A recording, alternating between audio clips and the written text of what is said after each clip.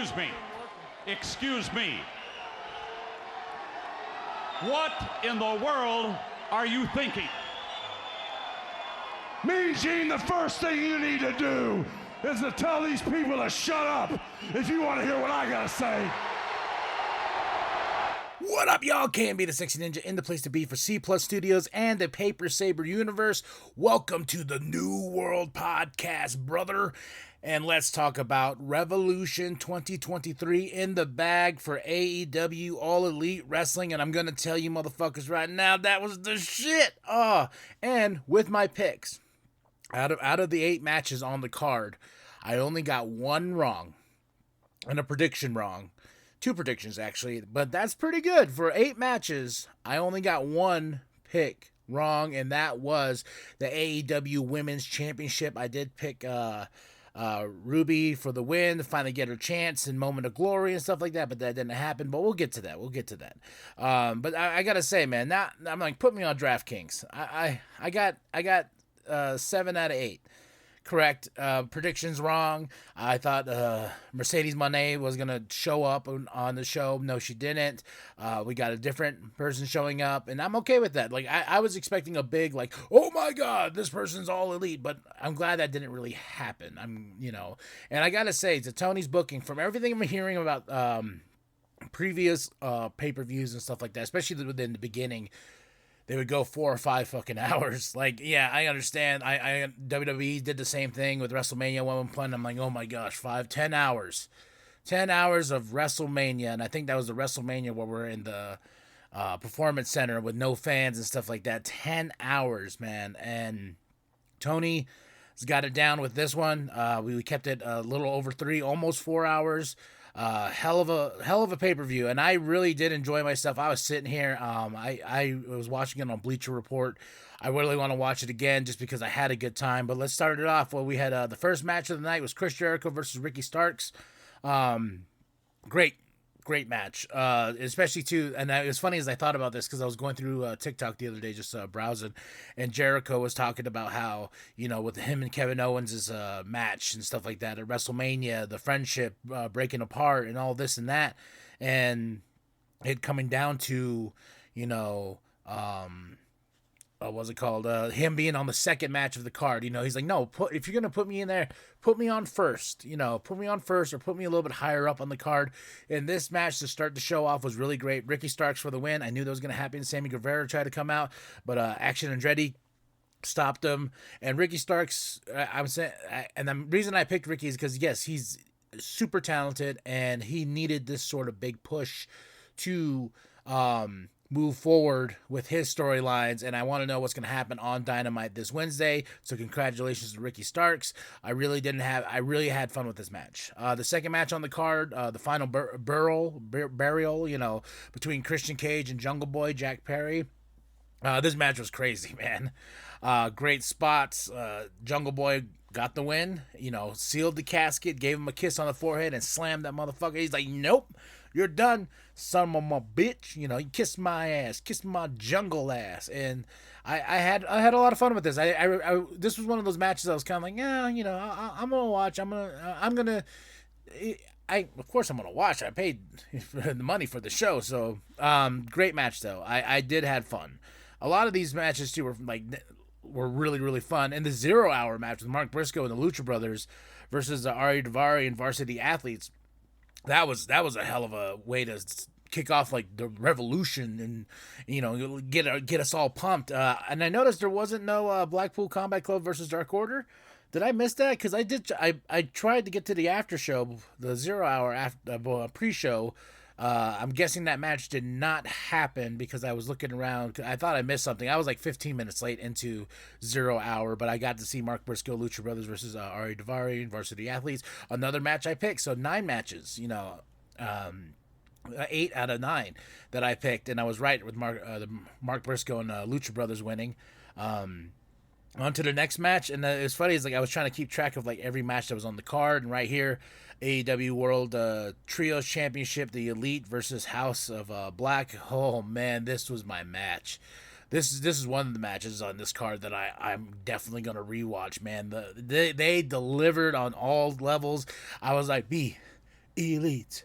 Be elite. No House of Black. And for the win. The new trios champion. And that was one of my picks. I was like, I don't want to pick against the elite anyway, anyhow, any shape or form. It was just because I knew the inevitable was going to happen, because I feel like the House of Black is ready for that big push, and I was right. But this match right here, man, this was one of the huge highlights of this pay-per-view. I had such a goddamn good time.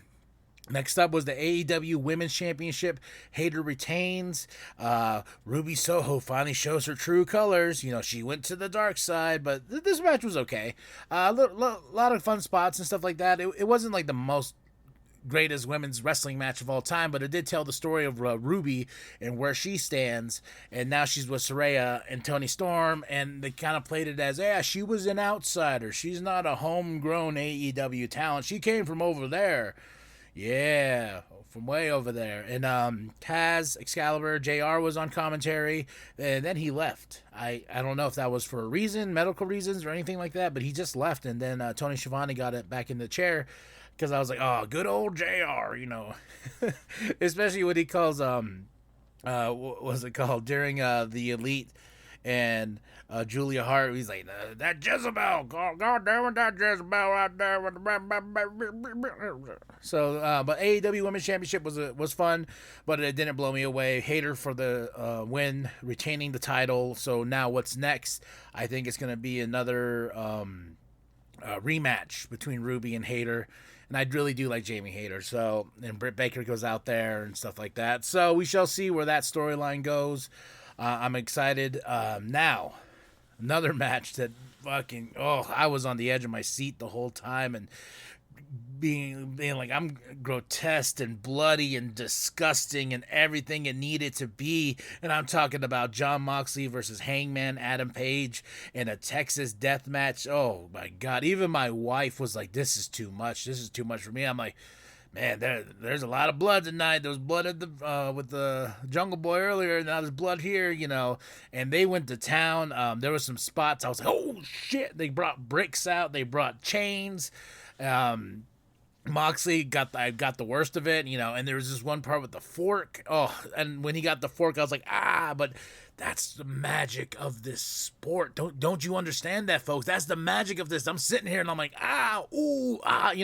And if that feeling when you're watching a wrestling show and it makes you feel that way, it's incredible, beyond incredible. So this match though, Hangman Adam Page for the win. Where do we go next? Is he the next contender for MJF's title? We got Double or Nothing coming up in May, at the end of May in Vegas. So we're building. Now we have to build to that. So we got a couple months. I'm excited to see where we go, and I think Hangman Adam Page is the next one to step up to MJF, because he was mentioned in the Medium Scrum.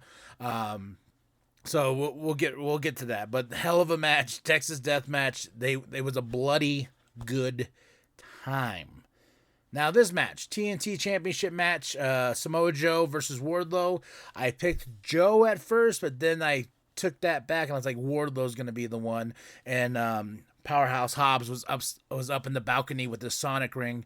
I know it's the brass ring. I got some shit for that. People are like, oh, you don't understand. That's the brass ring. Do you get it? You got to grab the brass ring. But fuck off. I know what it was. It looks like a Sonic ring, though. So So I got a few complaints about that. It's the brass ring. You don't get it. Oh, I was like, But now we're setting up that. And this match was okay. This match was exactly what I thought it was going to be. Two huge dudes. There were some great spots. Nothing really blew me away. But he choked out Samoa Joe. I was just like, oh, okay, sure. But it was what it was, and it was okay. It wasn't the greatest match, but it was a match, and I already knew the outcome. Wardlow now is going to go on to face Powerhouse Hobbs. Blah, blah, blah, blah. Let's go. And now the AEW Tag Team Championship match. The Guns versus the Acclaim versus Triple J, as they're being called, in Orange Cassidy and Danhausen. Fun tag team. The whole night, man, has been like that. And that crowd was rocking. That crowd was popping the fuck off, man. I was enjoying the AEW, and that's the great thing about a good crowd. You know, they not only am I getting the experience of watching at home and being on the edge of my seat and stuff like that, but hearing that crowd just scream AEW, AEW, you know, a lot of good times. The Guns retain, and they cut a promo saying with Renee, and they're like, hey, in an interview, and like, we're the best tag team in the world, no one's better than us, blah blah blah blah. And it's the return of FTR. FTR is back in AEW. This was a rumored return for one of the greatest tag teams out there, and I'm excited that FTR is back. So now we're gonna see where we go from there. Is it gonna be the Guns and FTR at Double or Nothing, or sometime soon at Dynamite? I think this matchup needs to be more Double or Nothing than anything else. So now the meat and potatoes. The meats and potatoes of this show. The AEW World Championship 60-minute Iron Man match. MJF versus the American Dragon, Bryan Danielson. Oh, man. This is one of the best matches I've seen in a really long time, and probably one of the best 60-minute Iron Man matches. And I got so caught up in my emotions when the pinfalls were happening. Great spots. Bryan Danielson looked like he broke his neck a few times, and I was like, "Oh God, no!" But I was cheering, and my wife laughed at me because I had it on my iPhone, and I did AirPlay to the TV, and of course the whole show's great. There's no interruptions. There's no this. There's no that. You know. But of course, during this match, the one I'm really here for is the one that's going to be skipping, or I'm gonna get knocked out. But I got to see the great spots like MJF pouring water on the kid. That was awesome. And I'm a MJF mark. You know, he can tell me that to my face. You're a fucking mark. And yes, MJF, I am. And I am for you. I'm looking at your action figure right now. I can see your judgy eyes judging me, being like, you marky bitch. But yeah, so many great spots. That table spot with the elbow drop, that pile driver into that table again. The spot with when they had to go into sudden death overtime. And it was funny is like when the match was over and there were 3 for 3, and this is where my predictions were, because I said that MJF was going to get 3 pins and Bryan Danielson is going to get 1 pin and a submission, and that's the way it's going to be. It's going to be 3-2. That wasn't the case. It was 3-3. So Bryan Danielson had a pin, had a DQ, and had a submission on MJF. MJF did a back-to-back pin. Then after everything was said and over, it was 3-3, and the clock. And my heart's racing. I'm watching this match, and my wife's like, "Well, you're really getting into this." I'm like, "Yeah, oh God, come on, MJF, you know." And the clock expired, 3-3. I understood what that means. The match is tied, so the winner is there's no winner. It's a draw, and the winner's not the winner. And MJF is going to retain his AEW championship. I was like, "Fuck yeah." Oh, God. And then all of a sudden I hear the commentary and I hear Tony go, yeah. Not Tony. Yeah, Tony Schiavone going like, yeah. Talking to the other Tony. And he says, okay, I'll go down there right now. I'm like, no. You know, and they got the air mask to MJF, and they're this and that. And it was funny too, is like, we got an H2O chant going. That was awesome, man. Because MJF kept on getting out of the ring. He kept on drinking water. And I was like, what are you doing, bro? What are you doing? So that was throughout the match. But when Tony Schiavone came down and said, hey, Tony Khan says we're not going to end it this way, because that crowd was mad. And I was like, fuck you to the crowd, because I was like, hey, no, there was 60 minutes. And all of a sudden now it's sudden death. And I thought right then and there, I was like, oh my God, they're going to give Bryan Danielson the championship, aren't they? This is not what I want. And that's how I was so mixed up in my emotions, to the point to where when it kept on skipping, I was like, fuck it. I just pulled it on my phone and started watching Bleacher Report on my phone, and I had it right here, and I'm like sitting there, and my wife's like, you okay? You're heavy breathing. I'm like, come on, MJF, come on. And then the spot with the air tank when he hits Bryan Danielson, and I did not see. I jumped out of my seat when Bryan Danielson tapped. I know MJF tapped, and everyone's like, "You tapped out, you tapped." But the fact that Bryan gave him that moment of tapping out the American Dragon, this submission machine, this wrestling machine, he tapped out to MJF. I was blown away by that spot. I mean, by that finish. I was like, oh my God. Now, every hater out there can shut the fuck up. That was my initial response to that, because everyone keeps on shitting on MJF, saying like, oh, he's just all talk, he can't wrestle 60 minutes. And he looked at peak level in that, like when he came out and he pulled off the garb, and he had a really cool entrance. The devil coming out with the mask and everything like that, and the violins playing, and and the symphony is playing, and the devil is here. He came out, and he's the total package. He can back it up on the mic. He can back it up in that ring. And after the show was over, they had a medium scrum, like we're backstage and whatnot. And MJF, man, is making me laugh, because he's just like, fuck you, fuck you, fuck you. You want a pickle? Pickle? Huh? Dipshit? Dog face? And they brought up like, hey, you went viral for throwing water on the kid. And Tony's so awkward. He just sits there and just like, he's like the little buggy eyes, and he's just like, okay, well. And I want to know how much of this is like Tony approved when MJF speaks, and when he's yelling at everybody, he's saying, and then he goes on his tangent about, now to all the people out there who are like, oh, MJF can't go, MJF can't go. Now, can you just shut the fuck up? So you got to watch that. It was a lot of fun. With that media press conference afterwards, I had a lot of fun watching it. There was Ricky Starks right after that. And I had a good time. And I haven't been this invested into a pay-per-view this hardcore in a while, meaning watching the media thing afterwards and stuff like that. It was just because like WWE does it, and I'll catch glimpses here and there. I'll catch the highlights but I was like, this is must see. I want to hear what MJF has to say. And he delivered. He made me laugh. He got some pickles, and he went the fuck out.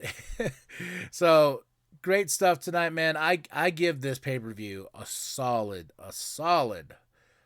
5 out of 5 for me personally, because every match, yes, there was a few matches I wasn't like, oh my God, but I still had so much fun. And, the timing was right. Tony, good job on the booking. I really did enjoy this show. Revolution 2023. Now we're on to Double or Nothing. I cannot wait for AEW's Dynamite this Wednesday. Let's see what's going to happen, where we're going with the story. And they asked MJF in the press conference, like, who do you think is next? And he's like, I ain't no fucking mark. I don't work here like all these guys that are marks and stuff like that for dream matches. I don't do that. Whoever wants to step with me, because I have the AEW championship. Why do I need to get punched in the face? Huh? Why? Let them idiots do it. And I was like, that's perfect. Perfect. And someone's on here, if you're going to be like, oh man, this guy's such an MJF mark. I am. And my wife's like, God, Kyle, he's such an asshole. I'm like, I know, but he's my asshole. Like, this is the guy. And if he ever leaves AEW, I would love to see him on WWE. But the problem with that, like, as much as I think him being in WWE would be awesome, they would like diminish his character. They would like tighten the bolts down, because there's no way he's walking out there while Hunter's out there in a WWE press conference. He's like, yeah, fuck you, fuck you, fuck you, fuck you, and Hunter's gonna shut that shit down immediately, because WWE doesn't roll like that, because they're a product for everyone. My wife was like, there's too much blood tonight. I'm like, yeah, but this is pro wrestling at its finest right now. And this pay-per-view was really, really solid. I enjoyed it, from 0 hour to the no hour to the afterwards press conference. Thank you to everybody listening. Tell me what you thought of the show. What was your highs? What was your lows? What did you like? What you didn't like? Drop those comments below. And after that, you're going to like and subscribe. You're going to share with your grandma, share with your grandpa, share with the bum down at Walmart. I am KMB. be the Sexy Ninja. And as always, the New World Podcast is for life. Oh my God, that's a good fucking pickle. Jesus Christ, classic Dill. Anybody want a piece? Real, nobody wants a pickle? How about you? You want a pickle? Come here, dipshit. Take a pickle. You, fuckface, take a pickle.